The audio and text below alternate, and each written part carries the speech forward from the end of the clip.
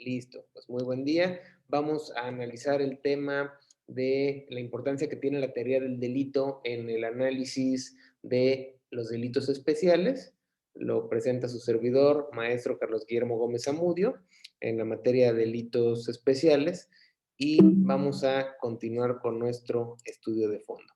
Aquí tenemos la estructura clásica del delito, teniendo la conducta, la tipicidad, la antijuricidad y la culpabilidad, que esto se conoce como la teoría tetratómica del delito, compuesta de 4 elementos. Recordemos que hay más teorías, la teoría pentatómica, los constructos que hace el modelo lógico, los constructos que hace el propio finalismo con el injusto penal de el injusto culpable, pero para fines prácticos y didácticos, la teoría tetratómica del delito de los 4 elementos nos ofrece bastante ayuda para hacer esto. Incluso veíamos en exposiciones pasadas que la definición de delito que propone el Código Penal del Estado de México atiende a 5 elementos y dice: delito es la conducta antijurídica típica, perdón, la conducta típica antijurídica culpable y punible. Y con este ya está sentando en la propia definición los elementos que debemos cumplir y satisfacer, recordando que son aplicatorios y obligatorios la observancia de los principios de seguridad jurídica, exacta aplicación de la ley, taxatividad, legalidad, entre otros. Son los que engloban, enmarcan, direccionan y condicionan ahí el estudio jurídico del delito. Y con esto también en materia, por ejemplo, procesal penal, cuando nos piden la clasificación jurídica del delito, pues están haciendo esto, la teoría jurídica del delito de explicar sus elementos. Continuamos con nuestro análisis, algo que ya sabíamos que era el análisis del primer elemento de esta teoría, que es la conducta. La conducta se puede desplegar en 2 formas, que debemos siempre tenerlo muy presente y ser muy puntuales en identificar de primera línea si el núcleo del tipo, el verbo que está dentro del contenido del tipo penal, atiende a una conducta de acción o a una conducta de omisión. Y ya después haremos una valoración de si es una omisión simple o de la comisión por omisión, cuando advirtamos la calidad de garante. Y tenemos que saber que esta conducta se puede manifestar por un hacer o por un no hacer, teniendo el deber legal de hacerlo. Con eso ya tenemos bastante ayuda para nuestro análisis, para nuestra reflexión. Y es algo que debemos de tomar en cuenta más allá de el extraer los elementos objetivos, normativos y subjetivos del tipo penal, sino que debemos de precisar ya con el nivel que tenemos que esa conducta puede ser realizada por acción o por omisión. Otro de los puntos, recordando que la conducta se compone de 3 elementos, que es un movimiento corporal, un nexo causal y un resultado, que ese resultado puede ser la comisión del delito o bien puede ser la tentativa del delito. Con esto es el daño que se genere por la comisión o bien puede ser la puesta en peligro para el caso de las tentativas. Entonces sí tenemos que ir vinculando cada uno de estos saberes, también la teoría del bien, la teoría del nexo causal, cómo vamos a explicar que ese movimiento corporal le es atribuible tal o cual resultado. Yo puedo utilizar cualquiera de las teorías del nexo causal, la teoría de la conditio sine qua non, la teoría de la causa adecuada, la teoría de la imputación objetiva, que ya se debate y discute en diversos círculos de estudio por su importancia. Hay jurisprudencia ya que fue incluso explorada ya en diversos programas de estudio, está por parte del Poder Judicial de la Federación. Yo les sugiero que la consulten, que pongan como palabras clave imputación objetiva y extraigan en qué caso se aplicó, quién fue el ponente, de qué fecha fue, y vean cómo la doctrina está incidiendo en los contenidos legales y en los contenidos jurisprudenciales.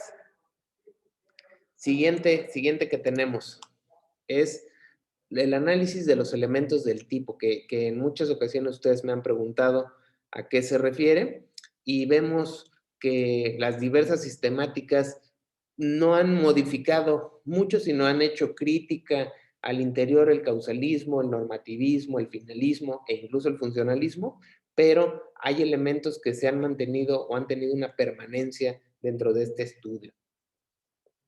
como cuáles los elementos objetivos, en la parte del causalismo, del psicologismo, los elementos normativos que se agregan en el normativismo y por último los elementos subjetivos distintos del dolo que se agregan ya en la teoría de la acción finalística o el sistema final de la acción que propone Hans Belzel.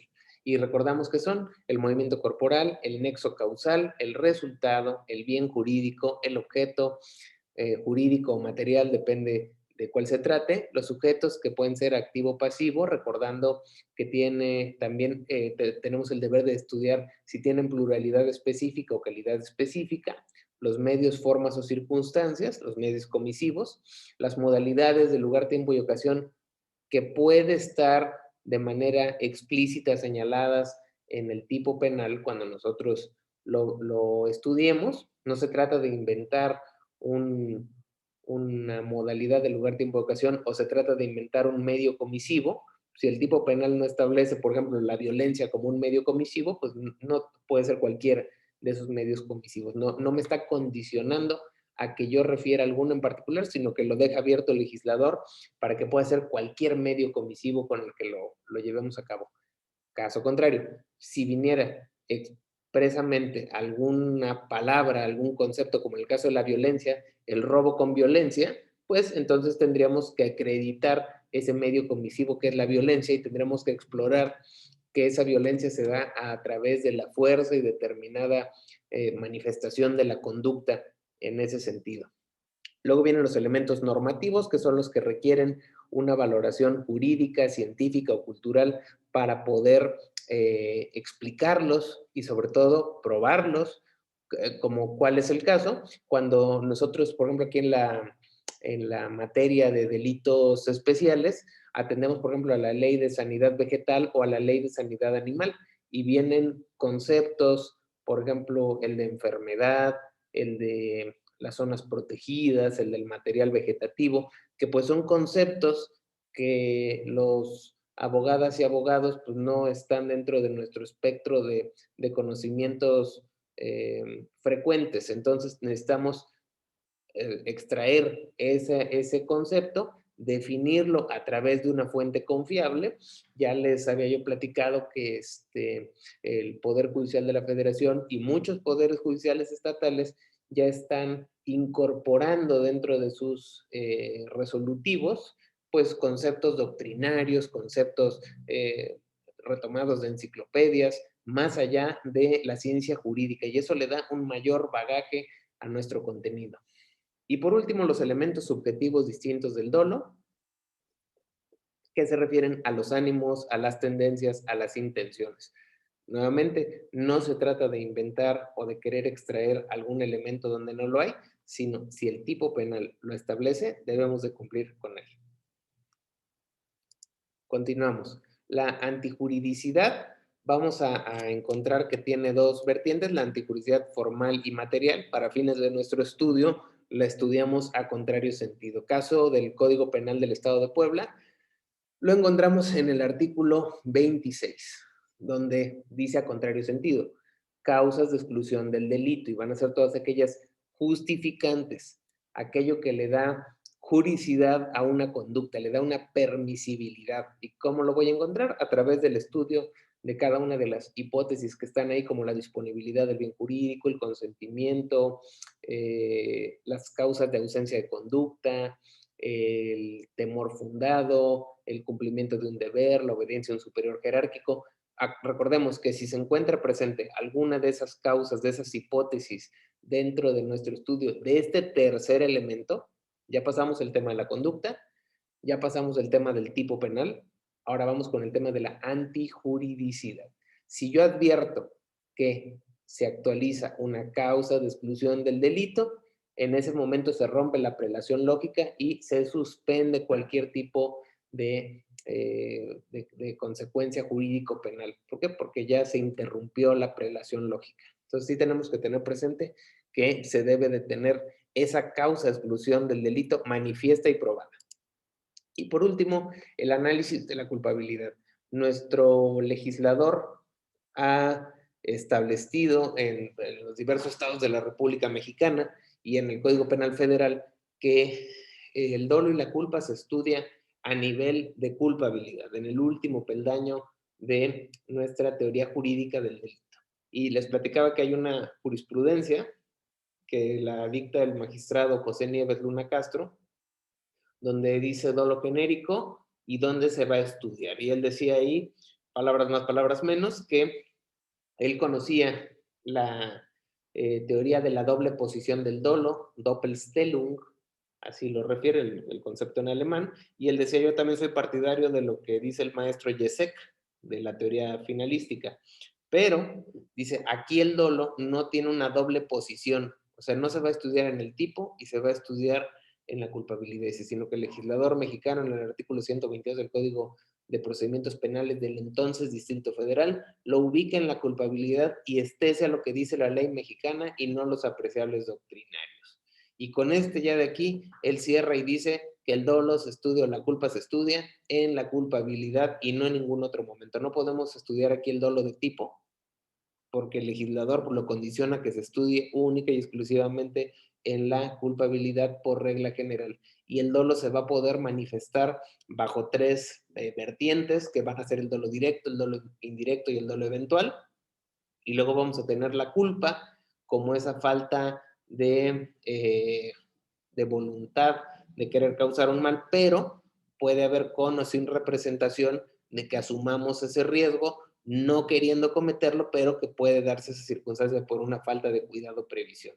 Con esto ya tenemos un margen de cómo cómo vamos a tener herramientas puntuales a través de esta teoría jurídica del delito. Lo veíamos con sus compañeros del grupo de Derecho Procesal Penal, como el artículo 141 del Código Nacional de Procedimientos Penales nos establece que para el dictado de un citatorio, de una orden de comparecencia o una orden de aprehensión como formas de conducción del imputado al proceso, se tiene que acreditar la clasificación jurídica del delito, que va a ser el mencionar el tipo penal el que nosotros estamos invocando, las formas de comisión, las formas de participación y por último el dolo o culpa dependiendo de cómo se haya desplegado esa conducta, cómo se haya materializado. Entonces tengo que conocer perfectamente caso del Estado de Puebla, artículo 13 o 14, es donde nos ubican al dolo y a la culpa, y es uno de los principales puntos o áreas de oportunidad que nosotros podemos explicar. En la experiencia nos dice lo siguiente,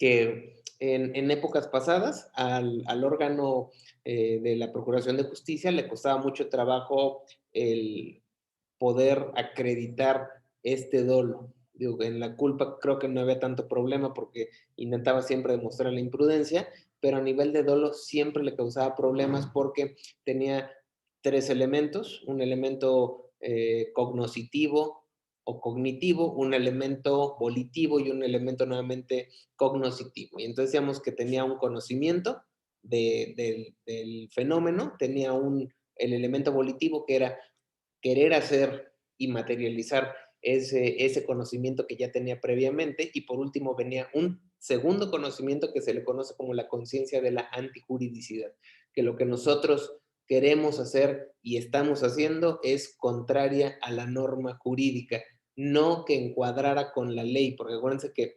de manera errónea se ha dicho siempre que el delito resulta de la violación a la ley y no es de la violación a la norma, porque se da a través del perfecto encuadramiento en los supuestos de los tipos penales. Cuando hay un perfecto amalgamamiento entre la conducta para con el tipo penal, se da el fenómeno de el juicio de tipicidad y con ello ya tenemos que no es que se transgreda la ley, se transgrede la norma por el encuadramiento en la ley.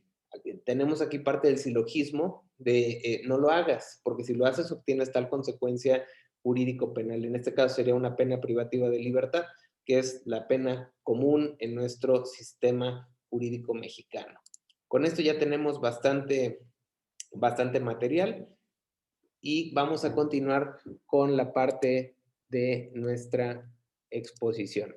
Aquí tenemos, por ejemplo, el artículo 19 del Código perdón, de la Constitución Política de los Estados Unidos Mexicanos, y nos dice, ninguna detención ante autoridad judicial podrá exceder del plazo de 72 horas a partir de que el indiciado sea puesto a su disposición, sin que se justifique con un auto de vinculación a proceso en el que se expresará. Y aquí por eso lo subrayé y hago todo el énfasis, vamos despacio para comprender lo que quiere o lo que exige la propia Constitución a los operadores del sistema de justicia penal.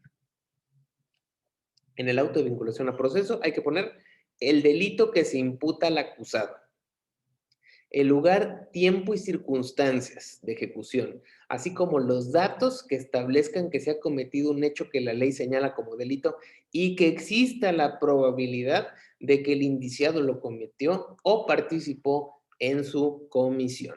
Vean cómo es todo un sistema que nosotros necesitamos conocer a la perfección para no cometer errores y generar ahora un perjuicio al propio sistema de justicia. Recordamos que uno de los mayores malestares que tiene la ciudadanía es por qué el sistema de justicia penal a su consideración no está funcionando, y no está funcionando no porque sea un problema a nivel normativo, es un problema a nivel de los operadores del propio sistema de justicia, ya sea a nivel federal o a nivel de las entidades federativas. Aquí tenemos claro, la Constitución nos lo dice, no está tan abundante, no es tan rebuscado, nos dice que ese auto de vinculación a proceso en el sistema anterior era el conocido como auto de formal prisión, donde se tienen que cumplir con ciertos estándares, ciertas características, y nos dice, se expresará el delito que se impute al acusado. Para esto, pues yo tengo que conocer que tentativamente se está cometiendo un delito que tiene 4 elementos. No puedo yo calificarlo ex ante porque acuérdense que el delito se va a estudiar única y exclusivamente en la sentencia. Está en las jurisprudencias emitidas por la Suprema Corte de Justicia de la Nación, primera sala, si mal no recuerdo, donde dicen las sentencias estudiarán los elementos del delito. Conducta típica, antijurídica y culpable. Pero bueno, aquí nos está diciendo que ex ante tenemos que hacer una clasificación de por qué hay una conducta, por qué encuadra en el tipo, si se advierte o no una causa de exclusión del delito para que se tenga presente la antijuridicidad, y por último, si está cometido a título de dolo o de culpa. Hasta ello puedo ya hacer esa reflexión. Segundo, el lugar, tiempo y circunstancias. Cuando nosotros revisamos diapositivas atrás sobre los elementos del tipo penal, veíamos que había uno en los elementos objetivos que decía modalidades de lugar, tiempo y ocasión. Si el tipo penal no lo exige, no nos confundamos con el lugar, tiempo y circunstancias en que se dé el delito. Allá el tipo penal me exigiría, por ejemplo, en el caso de los delitos electorales, que se cometa durante la jornada electoral. Entonces me está condicionando esos modalidades de lugar, tiempo y ocasión a una ocasión en particular, que es la jornada electoral. Acá lo que me está diciendo en el lugar, tiempo y circunstancias es que yo haga una narración de los hechos donde yo establezca puntualmente cómo se dieron los hechos, en qué lugar, en qué tiempo y bajo qué circunstancias. No es que me lo requiera el tipo penal, es que en la construcción del auto de vinculación a proceso lo tengo que poner. Si no confundimos y decimos, es que también es un elemento del tipo. Sí, pero allá es si el tipo requiere una condición en particular. Acá dice que tú debes de hacer la relatoría de los hechos, pero que no pierdas de tu radar, que especifiques en qué lugar sucedió, en qué tiempo aconteció y bajo qué circunstancias se dio. No tiene mayor problema. Dice, así como los datos que establezcan que se ha cometido un hecho que la ley señala como delito.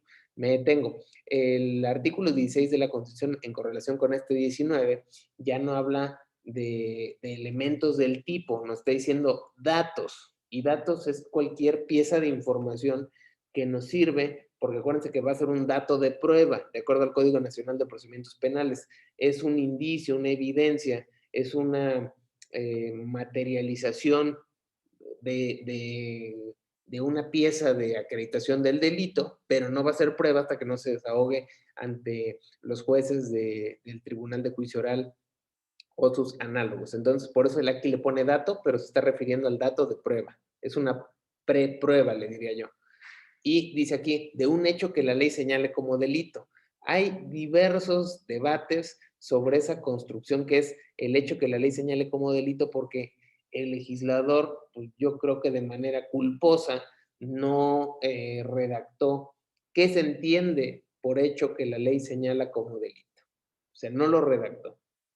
A diferencia, por ejemplo, de los códigos anteriores donde decía por elementos del tipo se entiende o por cuerpo del delito se entiende, los elementos objetivos, normativos y subjetivos. En este nuevo Código Nacional de Procedimientos Penales no se establece el hecho que la ley señale como delito de manera enunciativa. Entonces tendríamos que recurrir a la jurisprudencia, tenemos que recurrir a la doctrina para ver cuáles son los elementos de un hecho que la ley señale como delito, y se los adelanto. Se ha reconocido que también son los elementos objetivos, normativos y subjetivos, porque está diciendo un hecho que la ley señale como delito. ¿Cuál es un hecho que la ley señala como delito? Un tipo penal. Es una situación de hecho que está positivizada, está reconocida por su importancia jurídico-penal y se consagra en un supuesto de hecho a nivel normativo, que es el tipo penal. Es a lo que se está refiriendo ahí. Y por último dice que exista la probabilidad de que el indiciado lo cometió o participó en su comisión. Aquí debemos de ser muy puntuales porque la probabilidad se da desde la presentación de la denuncia o querella. Si no, no lo hubieran presentado. Pero también, pues eso sería una probabilidad de 1 entre 100 o de 1 en 1 millón. Tiene el Ministerio Público forzosamente y el juez valorar qué grado de probabilidad hay de la comisión de un delito. O sea, no puedes quedar simplemente en que cualquier, cualquier situación sea considerada como, como probabilidad de comisión del delito. O sea, probabilidades hay de 1 entre 1000, pero tiene que tener una alta probabilidad de poder vincular que esa persona, ese indiciado, como lo dice aquí, porque hay indicios, pues sí cometió el delito. Hay elementos para presumir de que esa probabilidad es alta. No puede ser ante la mínima probabilidad, porque recuerden que un principio del sistema penal es en caso de duda se deberá absolver. Entonces, la duda es de que hay también probabilidad de que no se cometió. O sea, si hay un 50% de probabilidad de que no se cometió y uno de que sí, pues el juez tendrá que absolver porque hay duda y la duda ahí no permite dilucidar cuál es. Cuando de esos datos de prueba y de esos elementos se deduzca que existe una probabilidad real y que es una alta probabilidad, entonces podrá ser dictado y emitido el auto de vinculación a proceso. Vean cómo es cómo es importante todo esto. Seguimos con nuestro estudio. El 141, lo que habíamos platicado ahorita, no se especifica, por eso es muy importante y por eso es esta clase grabada para nosotros, que nosotros tengamos presente en dónde, en qué artículo se encuentra inmerso, el que nosotros conozcamos más allá del estudio del tipo penal a nivel académico, sino que veamos cuál es su implicación aquí, porque yo lo tengo que manifestar, yo lo tengo que expresar, yo lo tengo que ir construyendo y enunciando para que yo obtenga un resultado positivo. Y se los decía a sus compañeros de otras asignaturas que nuestra diferencia con conocimiento teórico aplicado o que puede ser operativo, en el plano operativo, es que los resultados que vamos a obtener pues van a ser los que nosotros busquemos o los más cercanos a eso porque lleva una planeación implícita. Cuando nosotros dejamos de lado todo este conocimiento teórico y lo hacemos a nivel práctico, pues le estamos dando nosotros muchísimo más margen de error y más margen de fallar y más margen de que el resultado sea aleatorio, como puede salir, como no puede salir, pero al final tenemos aquí la libertad o los derechos de una persona que contrató nuestros servicios, o bien que el justiciable, en caso de que sea pronunciado por un juez, pues tenga una deficiencia mayor que ponga en riesgo no nada más sus derechos, sino el propio sistema de justicia por el desconocimiento de los mismos. Aquí ya tenemos lo que les platicaba para el citatorio, la orden de comparecencia o la orden de aprehensión. Tenemos que se debe de especificar el tipo penal. ¿A qué se refiere? A que citemos o invoquemos literal el artículo del que nosotros vamos a realizar el estudio. Primer condición que nos pide aquí, de fondo, de fondo. Alguien va a decir, oiga, a mí me preocupa la forma, si va a ser en hoja carta o en hoja oficio. Atendamos a lo que dice aquí el 141, segundo párrafo, donde dice, se especificará el tipo penal que se atribuye. Entonces tengo yo que copiar si es el 312, 316, 302, etcétera. Copiarlo de ese código, ponerle que pertenece al Código Penal Federal, el Código Penal del Estado en el que estemos nosotros postulando. Tenemos que copiar y pegar ese tipo penal tal cual como está y de manera exacta, porque aquí lo exige, sobre todo para el Ministerio Público. Después viene el grado de ejecución del hecho. Ahí vamos a ver si es un delito continuado, continuo, instantáneo o se da en grado de tentativa. Lesión o puesta en peligro, dirían los tratadistas. Lesión o puesta en peligro. También lo vamos a encontrar en muchos libros de dogmática penal. La forma de intervención, aquí vamos a tener que estudiar la autoría y participación. En el caso del Estado de Puebla se encuentra en el artículo 21 y vamos a ver si hay autoría mediata, autor material, o autor, partícipe, cómplice, instigador, entre otras figuras. Tenemos que señalarla, pero la base, ¿cuál es? Artículo 21, y tendremos que seleccionar de alguno de esos supuestos y señalar a cuál nosotros consideramos que encuadra. Y por último, la naturaleza dolosa o culposa de la conducta, caso del Estado de Puebla, artículo 13 o 14, y tendremos que manifestar, nuevamente copiar ese artículo, ponerlo y hacer nuestro razonamiento de por qué consideramos que la conducta tiene una intención inmersa dentro de la misma para su comisión. Aquí viene el auto de vinculación a proceso, quito un poco mi cámara, y dice, para su dictado es indispensable que el juzgador constate que al menos el hecho imputado encuadre en la descripción típica de algún delito para descartar la posibilidad de que se trate de una conducta socialmente cotidiana. Vean cómo la Suprema Corte ha establecido aquí este segundo tribunal colegiado en materias penales y administrativas del 18º circuito, este criterio que es bastante interesante. Tenemos aquí algunas palabras, con el rubro de esta tesis, nosotros podemos buscarnos una tesis aislada y podemos hacer las reflexiones que sean necesarias. Aquí tengo otro, auto de vinculación a proceso, para satisfacer el requisito relativo a que la ley señala el hecho imputado como delito, basta con que el juez encuadre la conducta a la norma penal de manera que permite identificar las razones que lo llevan a determinar el tipo penal aplicable. Cuando dice la conducta, la norma penal, se llama juicio de tipicidad y está haciendo el encuadramiento entre conducta y tipo, y son los elementos 1 y 2 de la teoría del delito, de la teoría jurídica del delito que acabamos de ver. Dice, para dictar un auto formal, un auto de vinculación a proceso es necesario colmar determinados requisitos de forma y fondo. En cuanto a estos últimos, es necesario que existan datos que establezcan que se ha cometido un hecho, las prepruebas que les decía yo. 2, la ley señale como delito ese hecho, tipo penal. Y 3, que exista la probabilidad de que el indiciado lo cometió o participó en su comisión. Y aquí ya tenemos, ya no exija que el objeto de prueba recaiga sobre el denominado cuerpo del delito, entendido como la acreditación de los elementos objetivos, normativos y subjetivos de la descripción típica del delito correspondiente, dado que ese ejercicio, identificado como juicio de tipicidad, solo es exigible para el dictado de una sentencia, pues en esa etapa donde el juez decide si el delito quedó o no acreditado. En ese sentido, para dictar un auto de vinculación a proceso y establecer que se ha cometido un hecho que la ley señala como delito, basta con que el juez encuadre la conducta a la norma penal que permite identificar, independientemente de la metodología que adapte, el tipo penal aplicable. Cuando se refiere a metodología, atiende a las sistemáticas que hemos visto del causalismo, normativismo, finalismo, funcionalismo, radical o moderado, pero ahí está diciendo que encuadres la conducta en un tipo penal y realices ese juicio de tipicidad. Luego, las formas de intervención, ya lo habíamos repasado hace unos minutos, artículo aquí del Código Penal Federal, dice autores o partícipes los que acuerden o preparen su realización, los que la realicen por sí, los que la realicen conjuntamente, etcétera. Tiene bastante. Grado de ejecución, instantáneo, permanente, continuo, continuado. Y la naturaleza dolosa o culposa, artículo 8 y 9 del Código Penal Federal, ya nos dice también cuáles son los requisitos de la intencionalidad o la falta de previsión o cuidado. Hasta aquí vamos a dejar nuestro video para que ustedes tengan material de estudio. Está bastante interesante, échenle un ojo y como siempre me suscribo a sus órdenes.